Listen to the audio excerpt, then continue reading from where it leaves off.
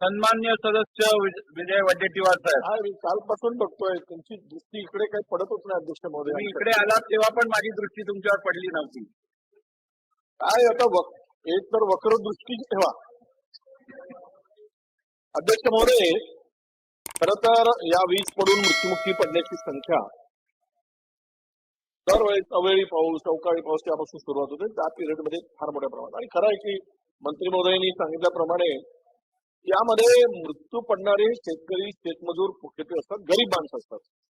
कारण मोठ्या माणसाचं त्यामध्ये काही वीज पडून मरण्याचा प्रश्नच येत नाही.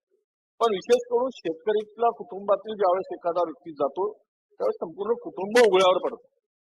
म्हणून मला एवढाच प्रश्न आहे की ते 4 लाखाची मदत तुम्ही जे मदत बोलला 17ला सुरू झालं, 17 पूर्वी सुद्धा ही योजना सुरू होती. जरा आपल्या विभागाकडून माहिती घ्या. त्यावेळेस सुद्धा आपण त्यांना मदत वीज पडलेल्यांना मदत देत होतो.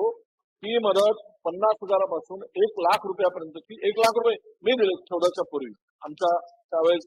म्हणून तुम्हाला सांगतो ठीक आहे आपण परिस्थितीनुसार वाढवली 4 लाख रुपये केली.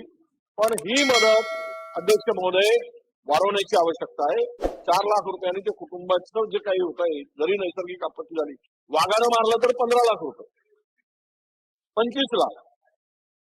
आता वाघ मारल्यावर 25 लाख आणि वीज पडल्यावर 4 लाख. म्हणून ही रक्कम किमान 10 लाख रुपये करावी